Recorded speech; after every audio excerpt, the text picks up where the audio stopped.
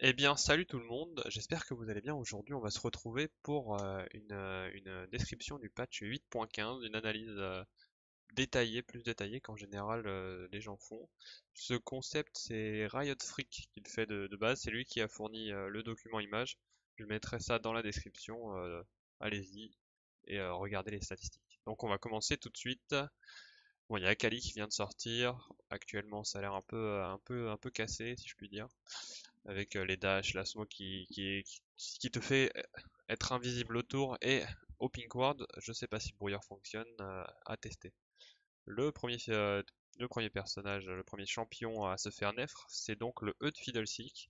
Fiddlestick qui était actuellement le support prisé sur la scène professionnelle et en haut elo, qui pouvait se permettre de poke, qui avait beaucoup de CC en plus avec l'aftershock. Donc Riot, en voyant ça, s'est dit qu'il fallait le nerf un petit peu en lui enlevant de la mana et la possibilité de poke à l'infini sans vraiment de punition. Les coûts en mana qui augmentent de 20, 15, 10 et 5 et après qui reviennent au même endroit. Donc on le voit hein, sur la stat. Niveau 1, le coût est, 100, enfin, est 40% plus élevé qu'avant et ça réduit jusqu'au niveau 5 où c'est pareil et les dégâts de Fiddlestick qui sont légèrement baissés de 5 dégâts par niveau donc on perd pas énormément de dégâts à part sur les peut-être les premiers les deux premiers niveaux quoi où on perd 6 7 enfin 6 de 6 à 8%.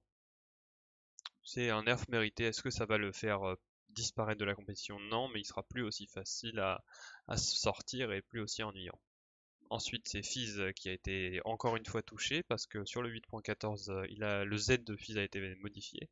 On n'avait plus le boost instantané à l'actif du Z qui mettait énormément de dégâts. Donc là, ils ont voulu rendre les dégâts de Fizz un peu plus compliqués à placer, si je puis dire, parce que tu mets pas instantanément un gros burst de dégâts, il faut rajouter une auto-attaque pour pouvoir mettre une équivalence de dégâts. Mais sur le 8.14, les dégâts n'ont pas été très bien équilibrés. Donc Fizz a perdu 3% de win rate en passant de 51 pardon, à 48%. Les dégâts de base de l'actif ont été augmentés. On les augmente pas trop, il faut faire attention parce qu'on s'en rappelle du Fizz AD Top qui était sorti. On préfère ne pas y aller tout doucement, augmenter les dégâts tout doucement jusqu'à ce qu'ils reviennent en mid et qu'ils soient pas trop OP en top. Donc on augmente les dégâts de base de l'actif du coup et le ratio.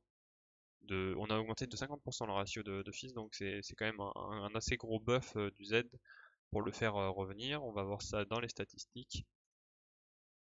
Donc les damage niveau 1 qui passent de 90 à 108 et qui augmentent au fil du temps. Donc de base, les dégâts de l'actif sont beaucoup plus intéressants. Ça, c'est comparé au 8.13, hein, parce que le 8.14, on en parle pas, c'est trop. Enfin, ça n'avait aucun sens comme patch, pardon. Enfin, sur Fizz évidemment. Donc là, on rajoute, on ajoute des dégâts de base au Z, et en plus, on ajoute des dégâts sur l'actif, parce que le Z maintenant, quand tu ne tues pas une cible, il te donne un buff de dégâts sur tes prochaines auto-attaques qui avant était trop faible et du coup il fallait 3 auto-attaques pour réussir à mettre autant de dégâts que sur le 8.13. Donc là, avec une seule auto-attaque, on arrive à un équivalent de dégâts avec le 8.13 de plus qu'avec les dégâts de base qui ont été augmentés. Donc c'est très très bon. Après la question c'est est-ce que c'est assez simple de mettre la deuxième auto-attaque avec Fizz?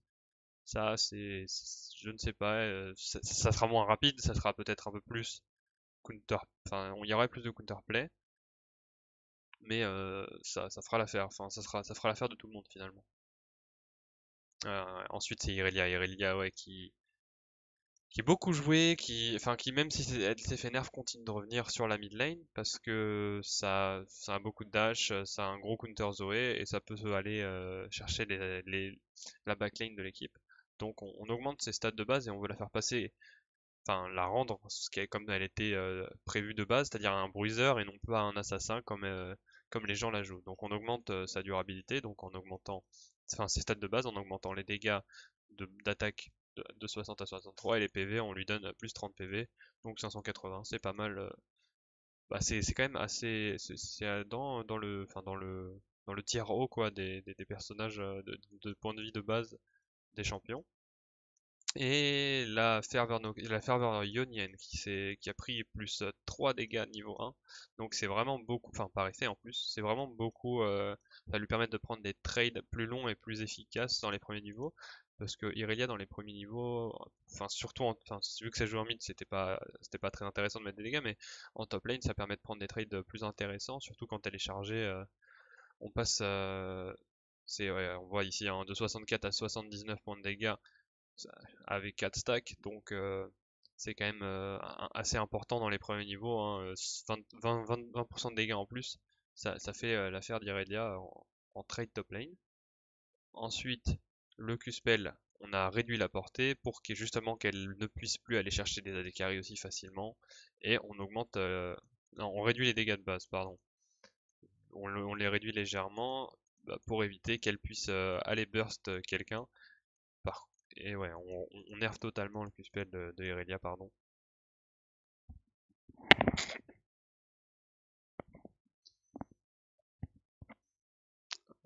Ensuite, on continue. Non, le Z, ouais, qui a été. On a mis 50% de dégâts, enfin 50% de réduction de dégâts, donc c'est très bien. Plus de 65% niveau 5, donc plus de Irelia totalement immortelle lorsqu'elle est en phase de Z, et ça lui permet justement au niveau 1, vu qu'elle augmente la danse de défi niveau 7, du coup ça fait non, niveau 8. Attendez, c'est 3 plus 5, 8. Ouais, niveau 9, en gros, on met un deuxième point dans la danse de défi, donc ça lui permettra d'avoir directement les 50%, pardon, les 50% de réduction de dégâts. Et le dieu parfait qui perd de la range, qui perd des dégâts et qui n'inflige plus 50% de dégâts au monstre. Ouais, le R qui nerf la range. Donc ouais, comme je vous l'ai dit, Irelia qui passe, ils essayent de rendre Irelia plus un bruiser qu'un assassin. Ouais, là c'est les dégâts du Q-Spell qui passent de, ouais, qui en plus avait les hits qui proquaient le passif, donc il passe. Ah non, ça c'est Blade Surge.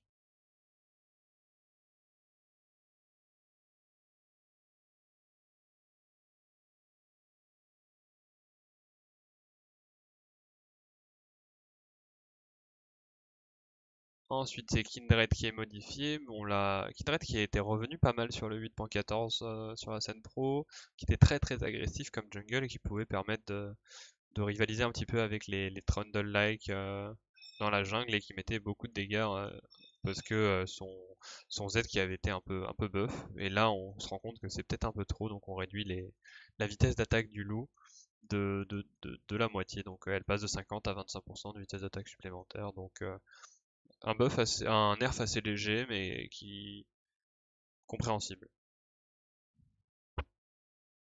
Donc Lee Sin qui a été buff ensuite, on voit le Q-Spell qui a été réduit avec des dégâts de base réduits, mais un ratio plus élevé et un nouveau dégât d'exécution qui inflige maintenant jusqu'à 100% de dégâts supplémentaires en fonction des PV manquants.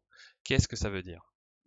Ça veut dire que Lee Sin il va être un peu légèrement plus fort au niveau 1, qui va un peu perdre au niveau 2, là on le voit, mais qui ensuite va monter en puissance, monter jusqu'au niveau 9 où il infligera plus de 164% de dégâts supplémentaires, de dégâts par rapport au Q-Spell d'avant. Ici, on a pris un exemple sur un autre Lee Sin, donc qui part avec des HP moyens, quoi, c'est-à-dire par rapport au champion, c'est pas un perso squishy, c'est pas un tank, donc de 570 à 2000, et les dégâts supplémentaires sont complètement insane. C'est-à-dire qu'on va passer de... ouais, on va mettre 64% de dégâts supplémentaires sur le Q-Spell. Donc, imaginons qu'on ait, allez, je dirais 100, 100 d'AD, c'est quand même abusé. On a 50 d'AD. On a le Q-Spell niveau 5, ça fait 150 plus 50. Le tout x2, on peut mettre jusqu'à 400 points de dégâts avec le Q-Spell au niveau 9, du coup. Ce qui va rendre Lee Sin très fort jusqu'à dans le mid-game. Déjà qu'il était assez fort, même s'il peut jouer à cause des wards qui n'existent plus. Mais on peut se dire qu'avec cette stat, peut-être qu'il infligera plus de dégâts au tank. Ouais, ça c'est pas faux. Le Q-Spell qui mettait des dégâts en PV manquant, donc très fort sur les tanks, mais il garde quand même son kick. Le kick qui mettait qui mettait des dégâts supplémentaires en fonction, qui met des dégâts supplémentaires en fonction des pourcents HP du tank. C'est-à-dire que si vous kickez un tank, genre tu kicks Shogat à 4000 HP sur H, elle va prendre 12, 15 et jusqu'à 18% supplémentaires en fonction des PV de la cible. Je sais pas si c'est très clair, mais en gros, tu prends un pourcentage de dégâts du mec qui te touche. Donc tu lances Shogat et si tu touches H, tu mets 18% des points de vie de Shogat sur H. Donc, et donc tu peux mettre énormément de dégâts. Il y avait quelque chose d'autre sur Lee Sin. Ouais, Lee Sin, le Q-spell Lee Sin qui sera un peu moins fort contre les monstres. Parce que les monstres, quand même, ils ont 2000, des 2000 points de vie. Donc ça, enfin, tu perds un peu de dégâts sur les monstres, mais tu burst très très fort les persos avec assez peu de points de vie. Ensuite, c'est Morgana qui s'est fait nerf. Le bouclier noir qui passe de 50 à 80 points de mana. Donc ouais, Morgana, c'était, je pense, God tier, Morgana en tant que support, parce que ça mettait beaucoup de dégâts, ça avait une gestion de lane très très forte, et le Black Shield, évidemment, qui empêche tous les CC de venir. Et en plus, les 11 points de mana, enfin, elle passe de 15 points de mana régénération à 11 points de mana toutes les 5 secondes.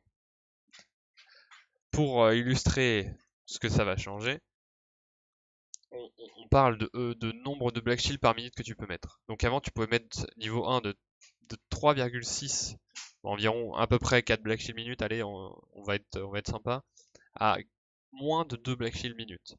Ça veut dire que tu perds, tu peux pas mettre, enfin, tu n'auras plus du tout assez de mana pour pouvoir spam vraiment le Black Shield, il faudra vraiment le conserver et être sûr que le Black Shield sera efficace. Et en plus, est-ce que ça va changer quelque chose sur une Morgana mid? Bah là, ça l'oblige à acheter un chapitre perdu ou des choses de régénération de mana. Donc les premiers niveaux de Morgana mid qui sont un peu nerfs, mais on- on sait que Morgana c'était pas forcément beaucoup joué. On prend un petit buff sur Olaf. Il passe de 40 à 80% d'attaque speed à 55 jusqu'à 80%, 15% d'attaque speed. Donc Alderiet va être content.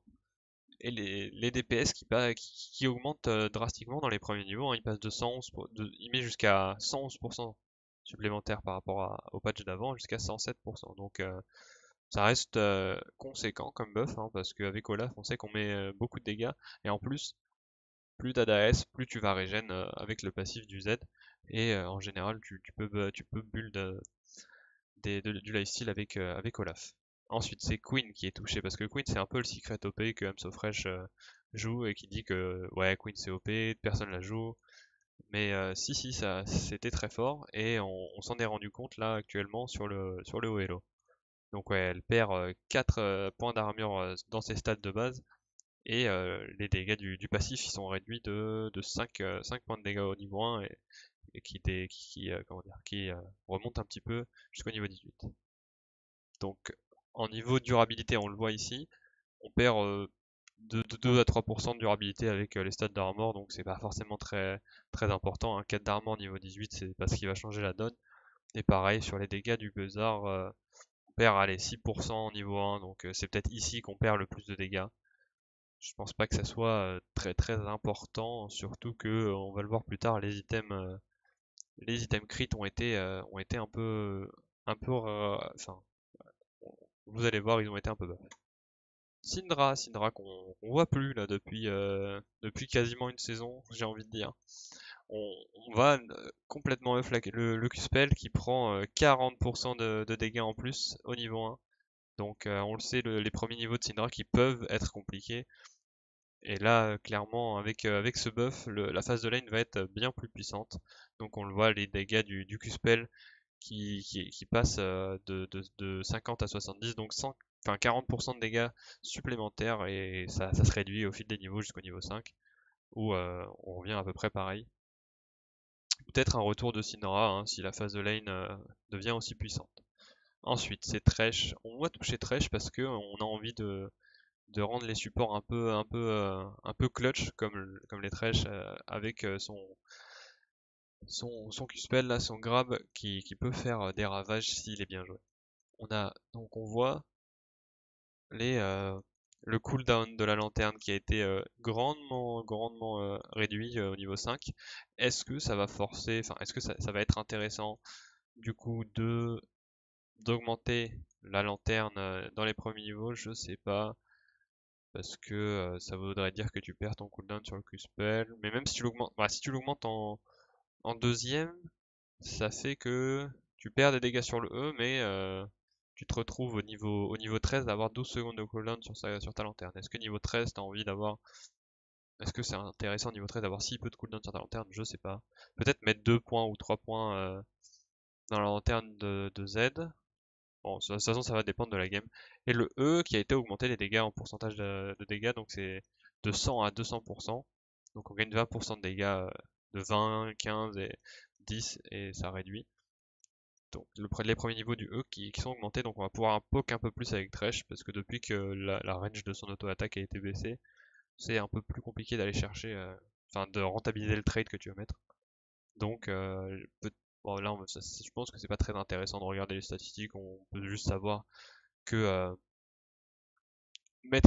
enfin trade avec Thresh sera un peu plus intéressant qu'avant avec le fauchage. Est-ce qu'on va recommencer à l'augmenter niveau, enfin le maxer en premier? Je sais pas, peut-être, ça va dépendre, je pense, des joueurs et de la phase de lane. Là, on va passer aux items. Très gros changement des items parce qu'on passe. Attends, il y a les objets support. Ouais, on perd l'objet support qui va coûter 50 gold de plus au niveau 1, donc ça enlève une potion au support et ça va donc permettre à la bot lane de punir un peu plus facilement les supports qui font n'importe quoi, qui ratent leur positionnement en sachant qu'ils ont la possibilité d'avoir ces 3 potions et de régénérer bien en lane. Donc ça rend l'impact du support sur la bot lane un peu plus faible parce que depuis que le support a énormément d'armes comme la rédemption, le Solari, etc., ça commence à être le rôle un peu OP de la faille de l'invocateur. Donc un petit nerf qui est, je pense, indispensable. Et on passe du coup aux items des AD carry. On va commencer par la lame d'infini qui coûte 200, enfin pardon, oui 200 gold de moins et qui change de composition. Maintenant c'est une BF et une pioche et 1225 BO. On nerf quand même les dégâts bruts et on perd des dégâts d'attaque. Donc l'IE qui sera plus rapide mais un peu moins forte. Ok, une petite mise à jour de texte. Donc l'IE en fait il faut pas oublier avant l'IE sur la 8.10 ça coûtait 3400 et ça avait déjà un rendement hyper important juste toute seule. Donc c'est pour ça qu'on la faisait en premier. Et ça a changé. Le passif a changé, maintenant ça double les coups critiques. Mais finalement, doubler les coups critiques et 50% de dégâts sur les coups critiques, bah, en fait c'est le même passif, hein. Faut garder ça en tête. Donc là on le voit, hein, 3400 on avait toutes ces stats, on avait les 250% de dégâts critiques plus 30% et 70 d'AD. Ça avait comment dire, un rendement hyper efficace tout seul et ça augmentait en plus avec les items. Donc là on le voit quand on faisait juste le gant de critique, on prenait 10% d'efficiency quoi en plus et ça augmentait avec les items. Donc dès qu'on était full stuff, l'IE augmentait encore plus. C'était une grosse courbe, l'IE augmentait encore plus nos, son rendement en fonction des items qu'on avait. Et c'est à peu près pareil maintenant hein, avec le double crit, pardon. Mais c'est beaucoup plus faible tout seul. Par exemple là pour 3600 gold, on a 78% de rendement de retour sur investissement quoi finalement parce que toute seule l'IE est pas très intéressant et elle commence à être intéressante sur deux items quoi. Alors qu'avant déjà toute seule elle était très intéressante. Mais maintenant on a les 15% de dégâts bruts un peu gratuits quoi donc on peut pas trop comparer le Rapid Fire Cannon est plus chive le rendement du Rapid Fire Cannon plus chive plus IE comme avant parce que avant on n'avait pas ces true damage. Donc déjà sur le Rapid Fire Cannon plus Static Shiv, on a 20% de rendement en moins, mais on a les true damage, donc c'était pas horrible finalement, même si elle coûtait un peu cher toute seule, et quand on faisait lieu, on avait un peu ce trou en mid-game à vouloir build 2 BF Glaive et avoir un rendement finalement pas très intéressante à part quand on la faisait en troisième item, ce qui était obligatoire. Maintenant, elle coûte 200 gold de moins, mais on perd 10 de dégâts. Donc même si son efficacité est un peu plus faible, on va monter plus vite on va monter plus vite en dégâts et on va pouvoir build l'IE plus rapidement sur la partie pour pouvoir avoir ce pic 3 items plus vite et donc rendre les AD carry plus efficaces, enfin un peu moins efficaces mais plus vite. Donc peut-être que ça va revenir. Ça coûte 200, avec 200 gold, c'est un demi, allez, 200 gold c'est 5% de crit, c'est pas énorme, mais on va voir avec les autres nerfs des items, enfin les autres modifications des items, on va le voir, enfin ça va rendre les AD carry plus rapides. Ensuite, c'est la lame tempête qui coûte, enfin qui a été modifiée pour éviter qu'on puisse choisir enfin choisir en faisant une pioche, soit si on fait la lame tempête, soit on fait l'IE, pardon. Donc elle coûte 400 gold de moins, donc c'est vraiment beaucoup. On perd 10 dégâts et un peu de vitesse d'attaque. On va voir ça, ce que ça donne finalement dans les statistiques. Oh là, on l'a pas. Stormriser, voilà. Le Stormriser du 8.15 qui avait à peu près une bonne efficiency tout seul. Et en plus on avait le passif du crit gratuit qui coûtait rien, donc une très très belle efficacité, enfin un très bon rendement finalement pour ce Stormriser et c'est pour ça qu'on le faisait en premier item. Et là, il coûte moins cher, il a la même gold efficiency, donc le même rendement de gold pour moins cher, donc ça va être enfin c'est pour ça là le but de Riot est de rendre les AD carry plus ou moins autant efficaces, mais plus vite dans la partie. Et cette modification de la lame tempête est très intéressante. Et on a la faute spectrale là qui gagne 5 dégâts d'attaque. Bon, c'est vraiment c'est petit, mais finalement c'est un buff sympa qui rend l'Essence River bah, plus efficace, plus puissante pour les mêmes golds. Et voilà, et le zèle je sais pas si c'est le zèle ou si c'est les items qui ont été, ouais, c'est le coût en PO des items avec le zèle qui a été réduit. Donc ça fait que le 3 items sur les AD carry, le 3 items sur les AD carry, il te coûte 700 gold de moins. Lame tempête, objet lié au zèle plus lame d'infini, ça te coûte 700 gold de moins. Avec 700 gold de moins, tu peux prendre un gant. Donc le gant qui donne, pardon, attends, c'est là. Le Brother Glove qui donne 5% de crit et qui du coup, ça donne, ça donne quasiment 4 et 6, ça donne quasiment 12% de rendement en plus sur cette IE. Et en plus, on peut acheter des gold des bots avec les 300 gold supplémentaires. Donc les AD carry qui vont arriver beaucoup plus vite à leur spike 3 items. Et j'imagine qu'on va avoir un peu moins de mage en bot lane, un peu moins de bruiser, vu que il y aura plus ce trou en fabriquant l'IE.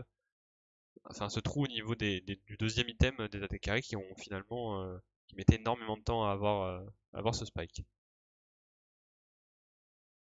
Et ouais, mais full build, les AD carry seront moins puissants en ordre général. Et donc finalement Riot s'est dit, ouais, bah c'était OP avant et ça c'était OP du début à la fin avant et ça pouvait mettre des crits trop vite, donc on va réduire, on va les mettre, on va comment dire, on va les rendre plus forts mais plus tard. Là ils se disent on va les rendre plus forts plus vite, mais ils seront moins forts en late game.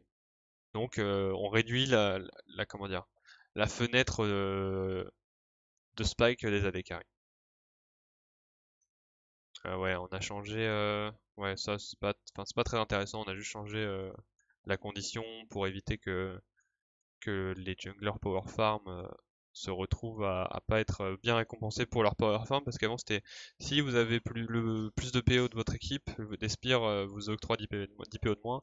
Et maintenant, si vous avez le plus de sbires, enfin si vous avez trop de sbires, vous avez moins d'argent sur les sbires, donc ça évite ouais, Shaco, Shyvana, les trucs qui farment un peu beaucoup dans la jungle se fassent pénaliser par cette condition. Alors que ça c'était pour éviter la compo funneling, pardon. Ça marche aussi dans la forêt torturée parce qu'apparemment il y avait aussi du funneling dans la forêt torturée. Le timing parfait, c'est-à-dire la montre, enfin le chrono qui retourne à 10 minutes parce qu'on s'est rendu compte chez Riot que 6 minutes, bah, c'était pas bon, 8 minutes, c'est toujours pas bon, et que bah, c'est trop intéressant d'avoir finalement ce Zonia à 10 minutes parce qu'on est encore en phase de lane, et que ça peut être clairement bah, lane breaker, si je puis dire. Donc on revient à la stat juste après le nerf je sais plus, ça devait être 8.12, un truc comme ça. Peut-être un peu avant.